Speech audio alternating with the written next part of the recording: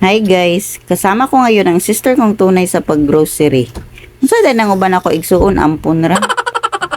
By the way, hindi ko sinama si ate kasi maambon at ayaw niya magbitbit ng payong. Kaya iniwan ko na lang at i-chat niya ang gusto niya ipabili.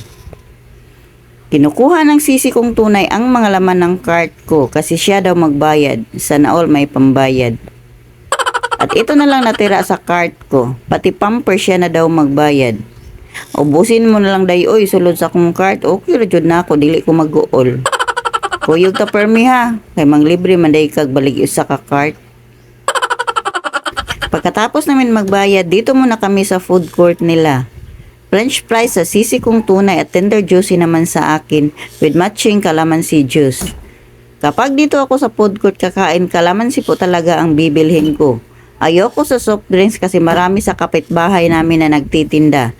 Samantalang ang calamansi juice ay wala doon, kaya ito talaga ang bibilhin ko. Pwede naman ako bibili ng marami dito para stock sa bahay, pero hindi ko makita sa display ng mall. Parang sila lang yata meron nito. Medyo may kamahalan din kung bibili ako nito. Mas mabuti pa na bibili na lang ako ng 1 kilong kalamansi sa palengke. Marami pa akong magagawa pero ako naman ang pipiga. Hindi kagaya nito na concentrated na. At itong tender juicy nila na napakalaki, tiyak na mabubusog ka dito. Ako nga nahirapan sa pag-ubos nito. Nag-take out din kami ng french fries pero binawasan ko kasi napakabango at nakakatakam. Kung kami ang magluto ng french fries sa bahay, hindi ako masarapan, pareho lang naman cheese flavored. Pero sa kanila parang may halong lumay na masasarapan ka talaga at babalikan mo.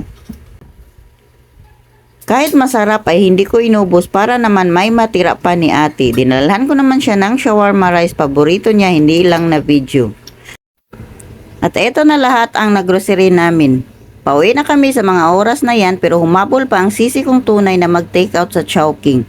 Kaya natagalan ako sa paghihintay niya sa labas. Ang 15 minutes kasi nila ay magiging 30 minutes na yan pagdating ng order mo. Kahit mahal sa mga fast food ay talagang babalikan sa pagbibili. Parang may aroma kasi ang amoy nila. Amoy pa lang masarap na.